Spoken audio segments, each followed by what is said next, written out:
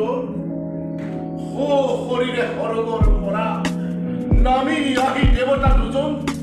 মোহন মুঠি ধৰি কোৱা হেৰা দেৱৰ কুমাৰ মানৱ সভাত আজি দেৱতাৰ হ'ব পাৰে কিবা প্ৰয়োজন যজ্ঞৰ দেৱতা হৈ কৰিবাৰে পুণ্যৰে ধনু যজ্ঞবোৰ স্তব্ধ হৈ ৰলা কিয় মুখ লৈছে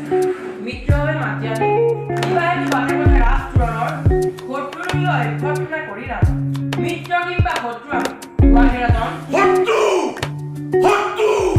আগবাঢ়ি আহোঁ মোহন নদী শত্ৰু নিচিনা মোক কৰা ব্যৱহাৰ শত্ৰু তুমি নোহোৱা আৰ্যৰ সন্তান তুমি এৰি দিয়া অনাৰ্যৰ স্বভাৱ পাহৰি পেলোৱা যত আকুৰি বিক্ৰম তোমাৰ ন্যায় দণ্ড হাতে লৈ সাম্য মুক্তি ফৰাহী ৰাজন কৰা তুমি পৃথিৱী পালন শত্ৰু তুমি নোহোৱা আমাৰ ৰাম কৃষ্ণ ভৈৰৱ তোমাৰ চিৰন্তন শত্ৰু মোৰ ইমান মহান শত্ৰু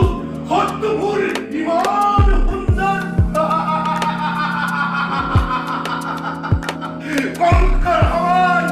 কংকৰ সমান আজি কোন আছে ভাগ্যৱান তই ৰলালিয়তে ধাৰাসাৰী চাদৰ মুষ্টিকে আপেক্ষি জাকি পুৰি উৰেই আৰম্ভ আজীৱন মহাভুল কৰিলা বহুতো আজি মন্ত্ৰী দিয়া ভ্ৰমণ প্ৰমাণ নোৱে ভ্ৰম অতি সত্য জীৱনৰ ক্ৰম কৃষ্ণৰ নিধন দৈৱকী নন্দন কংসৰ হাতত আজি তোৰ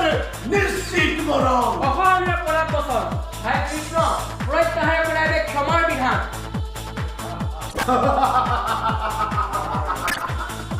গোৱালৰ লৰাই হেৰু এই ৰাজেশ্বৰ কংসক ক্ষমা কৰিব প্ৰয়োজন নাই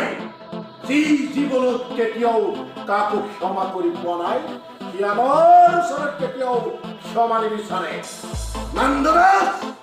মৃত্যুহীন এটা বসুদেৱৰ পুত্ৰদায়ক তুমি গুপ্তভাৱে আশ্ৰয় দি ৰাখিছিলা তাৰ শাস্তি কি জানানে প্ৰতিবাদ নাই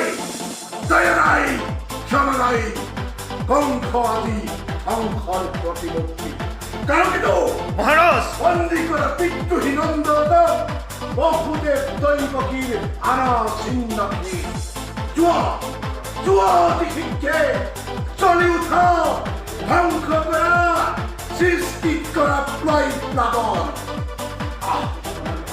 আহেৰ দৈৱকী নন্দন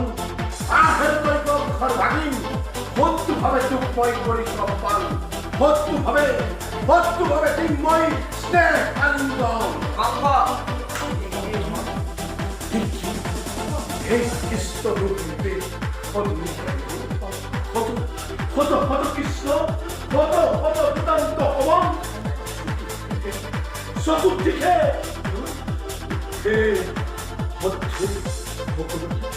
সকলোতে বিয়পি পৰি সেই মায়াবী কৃষ্ণৰ নাই পথ কেৰি যাওঁ